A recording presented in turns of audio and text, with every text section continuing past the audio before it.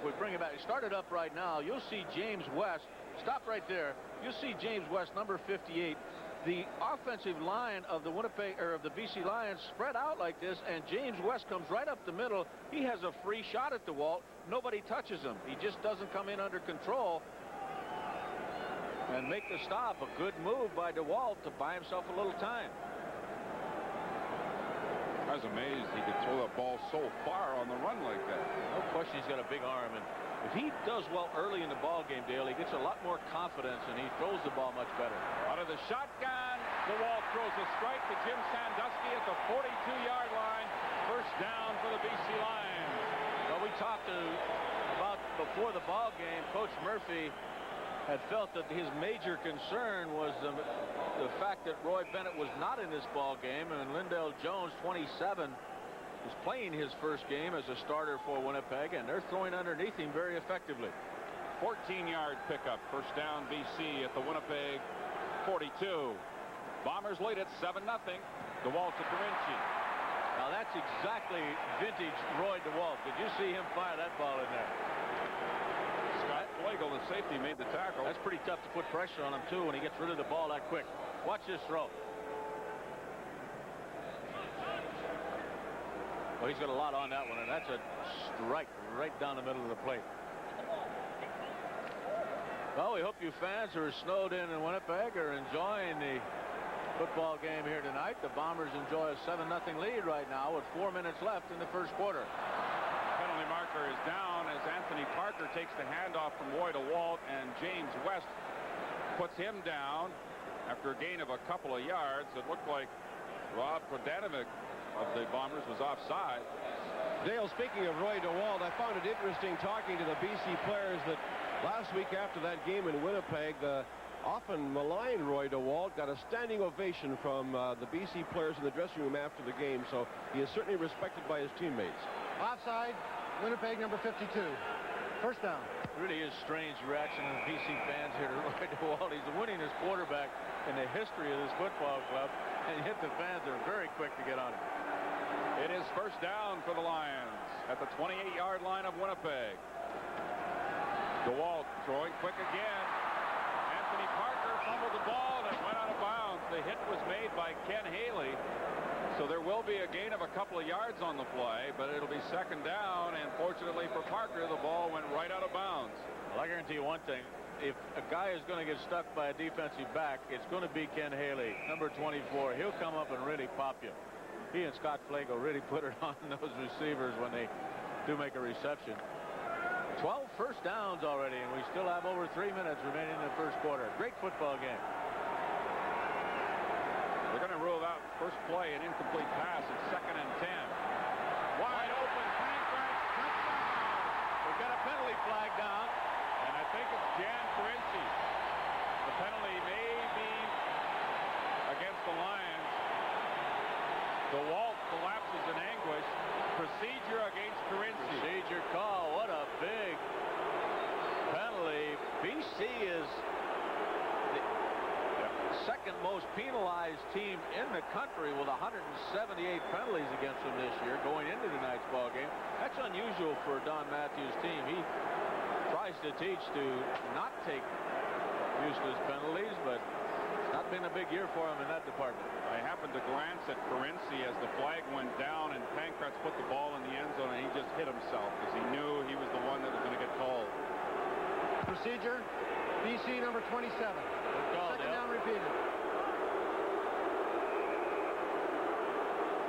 Not a popular one here, but nevertheless, great catch by Pankratz, but all for naught. So it's 5 yards against the Lions. Second down over again. 15 to go from the 33. Out of the shotgun. Big pressure. Oh, they set it up well. Now John Henry White's in a foot race. But there's just too many Bomber defenders over there. And they stopped him at the 26-yard line, well short of first down yardage. Initially, it looked like White had lots of blocking in front of him.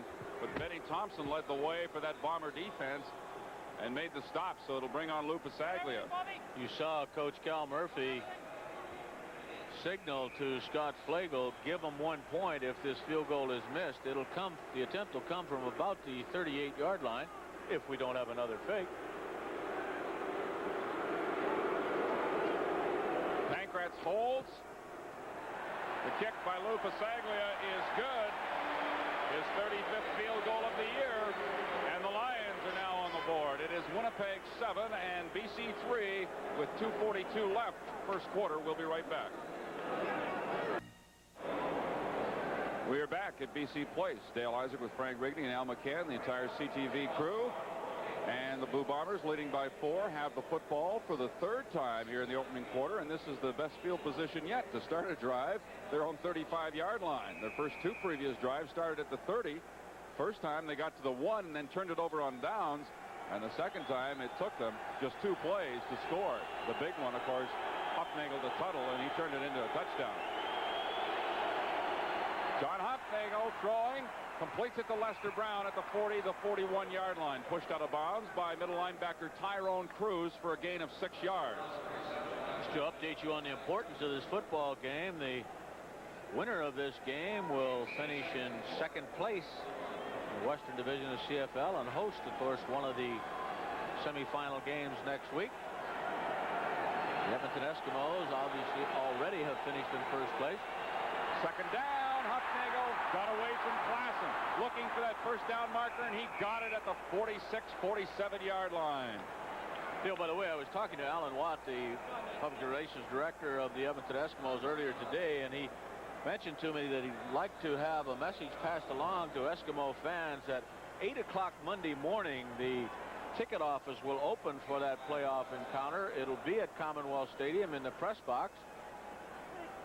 There are plenty of good seats left at this point, so make sure you get over there early in the week to pick up your playoff tickets for the Eskimos hosting one of the semifinal games. Lyle Bauer is the injured Bomber at the moment. Just a little bit further to that, Frank, the Eskimos, of course, finish off the season tomorrow against Saskatchewan. And, of course, that game doesn't mean anything in the standings, but a special halftime tomorrow for the greatest kicker of all time, Dave Cutler, will be honored at halftime. And the greatest scorer of all time in Canadian Football League history. And we should congratulate the Eskimos on their finishing in 1st place this year. And unexpected, I think, finish, because a lot of people predicted either Winnipeg or BC would go number 1. Our old buddy J.D. Parker did a great job with him as a head coach this year. They've got over 40,000 seats sold for tomorrow, so they're hoping the weather will clear up a little bit and they'll all show up. It is first down for the Bombers at their 47. Inside handoff goes to Lester Brown to the 50-yard line for a gain of about 3 yards on the play. And over there to make the tackle for the BC Lions, Tyrone Cruz, the middle linebacker. You want to see how tough it is to block James Parker? Watch him come over here. He is trapped from the right side, and he just buries himself down there. He did not get into play, but it's a tough way to make a block. That was Nick Mustaya, the 12-year veteran, that went out there and picked him up. But the little guy, and he is little. It is 5'11" and 7 for the Bombers. Hufnagel to Poplawski. Tyrone Cruz finally brings down Poplawski at the Lion 46-yard line, and both offenses moving the ball here in this first quarter. Gain of 14. We talked about James Parker in the last play. Freddie Fleming has him ISO'd on this one, and that's his forte, really, rushing the passer. 21 sacks to lead the country in 1986, and a double nominee in the Shenley ballots as the outstanding player for BC and outstanding defensive player. Hufnagel to Boyd, makes the catch along the sideline, breaks a couple of tackles. The ball is stolen by Keith Gooch, and the Lions have got it. Hufnagel forced Gooch out of bounds at the 50-yard line.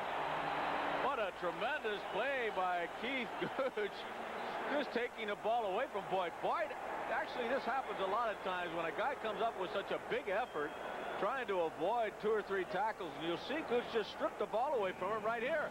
Starts back the other way. Gooch has got 8 interceptions to tie Larry Crawford with the lead in that category for the BC Lions. He had only 4 in his first 2 years, but what a big turnover he comes up with here. So the Lions on first down. DeWald airing it out for Sandusky. A little too far. Sandusky had got a step on the defensive back, Lindell Jones. As you look at Keith Gooch, a big play for the Lions defense to rip the ball away from Boyd. And the Lions now 2nd down and 10 from their own 49. I guess the most surprised guy of all was Boyd. He thought he'd been past Gooch, and all of a sudden he's got the ball going the other way. Actually, it was a heck of a play by Huffnagel. He played off a block to force Gooch out of bounds at the 49-yard line. You're right. I don't think most of the offensive team of Winnipeg even saw Gooch have the football. Out of the shotgun now on 2nd and 10. A little bit of a high snap. DeWalt one-hands it across the middle to Sandusky. Look at this. Tony Norman, the big defensive end, hauls him down from behind. On the very last play of the first quarter, a 36-yard gain for the Lions. 7-3 Winnipeg. And we'll be back. Jones get caught up in one of the BC line receivers there. Well, not it was an intentional pick. A great run by Sandusky, though. Sets up a first down at the 25 for BC. DeWalt guns it to Jan Carinci at the 10-yard line. Boy, DeWalt is throwing the ball exceptionally well tonight. Ken Haley and teammates bring down Carinci. Kind of apropos that during the break there, that favorite tune from Wham, if you're going to do it right, and both offenses are doing it right here in the Dome tonight. 186 yards. Almost 300 yards, or there is over 300 yards of total offense in the first quarter, up and down. BC threatening now from the 10-yard line, just outside the 10. On first down. DeWalt, end zone. Fernandez knocked away. Good coverage all the way by Jefferson. James Jefferson. Fernandez all the way. Jefferson is going to the side of the field. Fernandez is. They're leaving Jones to cover Sandusky, trying to cover for the missing Roy Bennett. And a great job by Jefferson here. Actually, Murph Fernandez has to play defense. Big play now, 2nd and 10 from just outside the 10-yard line. Look at the Walt stats, 10 of 13. Coming into the ball game, 2nd in CFL passing statistics. Trailing only Calgary's Rick Johnson. 2nd down and 10 yards to go from just outside the 10. The give is to Parker to the 5-yard line. James West brings him down just inside the 5. So Don Matthews now has to decide what he's going to do here. It's going to be 3rd down at the 5-yard line. Bit of a strange call on 2nd and 10. You would think that they would have been throwing the ball. Patterson, one of the outstanding linebackers for Winnipeg, the injured player on the play. Patterson, the Shenley nominee for the Bombers as Defensive Player of the Year. He's had a back injury for about a month now, and Patterson was in bed all week long, and there was some doubt that he might not be able to play in this game, but he is here, but shaken up now as he got involved in the tackle on Anthony Parker along with James West. Speaking of injuries, Dale, Winnipeg fans probably concerned about Lyle Bauer, who was aided off the field last series. Lyle had a finger poked in his eye. They gave him some medical attention, and he is going to be back when the offense takes the field. I talked to injured Kevin Konar before the game of the BC Lions, and he had only great things to say about young Greg Stuman. He said he's a fine physical specimen, and he thought he'd do a super job. And by the way, poor old Kevin, he never missed a game in high school, college, or pro until that injury last weekend. 113 straight pro games. It's kind of a shame to see the record broken. Patterson looked like he was hurt on a block by Jamie Buis, who did a good job downfield on that reverse. Lou Pasaglia has now moved into the ball game, so it would appear that the BC Lions are going to attempt a field goal, but you never know. Of course, the Bombers lined up in field goal position earlier in the ball game and then threw out of it. Zorn completing it to Kehoe for first down at the 10. That was on the opening drive when the Bombers got to the 1-yard line and turned the ball over on downs. Don Matthews, since coming to BC, this is 4th year as head coach. His teams have never won less than 11 games in a single season.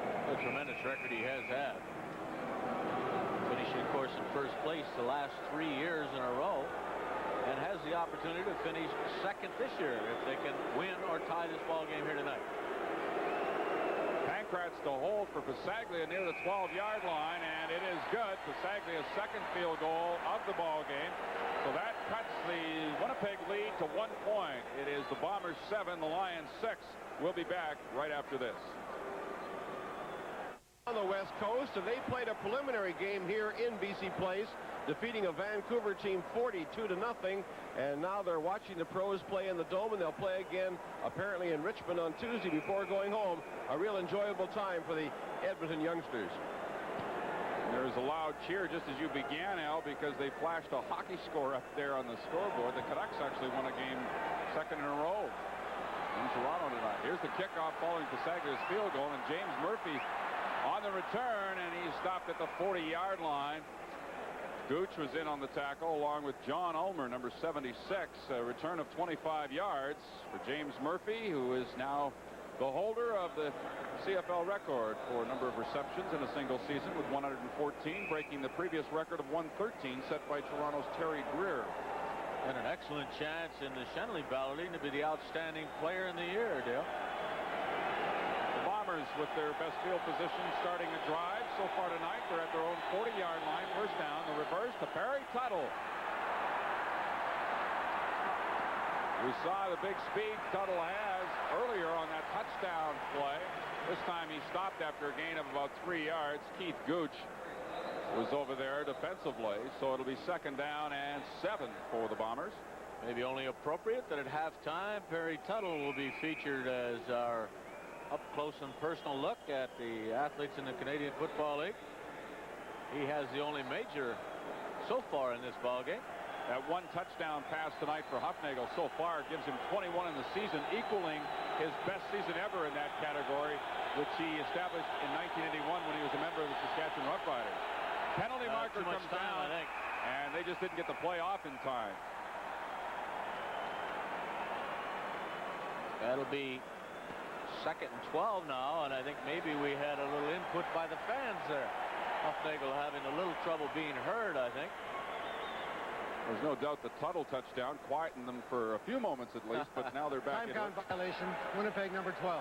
Well, that's it. BC has very effectively moved the ball offensively, and these fans are right into it. They're trying to start a wave here now at BC Place where they claim it originated, but who doesn't claim that? Second down and long. Hufnagel finds Boyd getting open and free. Boyd with a first down at the BC 44-yard line. Nelson Martin finally put the stop on him. Pick up of 28 yards. Well, what tremendous speed the Bombers have in their receiving corps with Boyd, Murphy, and Tuttle. Just a great job of running the ball after they make the catch. Boyd, of course, had a brief tryout with the Browns and then very, very briefly with Dallas before returning to the Winnipeg Blue Bombers. Big year in 1985. 76 catches, 1,372 yards, and 14 touchdowns. And as the crowd gets to John Hufnagel again, let's go to Al.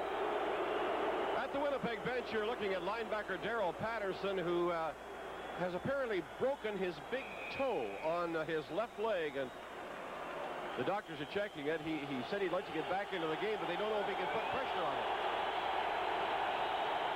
That'll be a tremendous blow against the Winnipeg Blue Bombers. Lester Brown. The ball came free, but went right out of bounds. So it's a pickup of only a yard on the play for Lester Brown. Second down and 9 coming up. Stillman and Martin teaming up to finally put the stop on it. And Crawford was there as well, and he tried to rip the ball free, a la Keith Gooch. It did come free, but went out of bounds. There you look at the toe of Daryl Patterson.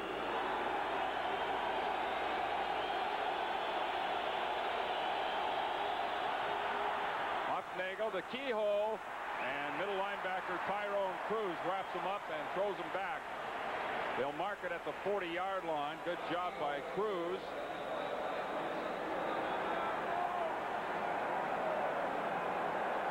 Good pressure by John Ulmer, 76, as you can see, and Walter Ballard, 78. Trevor Kennard now coming in. Trevor, not a big year for Trevor. He's 21 out of 37 in field goal attempts. He's Hit one from 55 yards out. This will be from 47. Out of the hold by Jim Zorn. Lots of distance. No question about this one. It is good. And the Bombers increase their lead to 4 points again over the BC Lions. 10-6. We'll be back. Vancouver, and the Bombers holding a 4-point lead. Trevor Kennard to kick off from his own 35-yard line following that 47-yard field goal. 10.5 minutes remaining in the second quarter. The end of the regular season tonight for these two teams. The winner gets second place in a home game in the playoffs. Mel Bird. You better get on that football. He got it back. I think that was Ken Haley down that quick, wasn't it? He was very, very relaxed in his approach towards that live ball. Well, Haley got him by the time, just a moment after he gained control of that football. The regular season, of course, ends tomorrow. There are a pair of games. Toronto's at Montreal, and the Argos needing a win or a tie to finish first in the East. And the other game tomorrow, which you'll see on CTV, is Saskatchewan at Edmonton.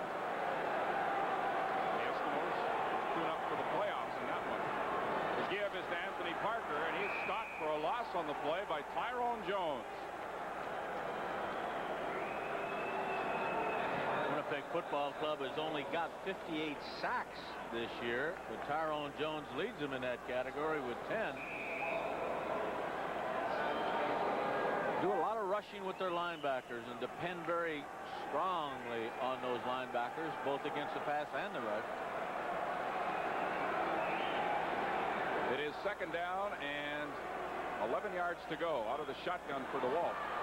Coming across the middle is Fernandez, and he is stopped right at the 25-yard line for a gain of only 6 yards on the play. Scott Flagel, the safety. And he'll bring on the punting unit. Not a great year by Merv Fernandez's standards, but you can bet your life that Winnipeg is well aware where Fernandez is on that field. As we mentioned, James Jefferson is going to his side of the field on every play. Throwing something underneath like that, I don't think is going to surprise anybody. Sagley will have to kick it away to the line of scrimmage is just about the 26-yard line.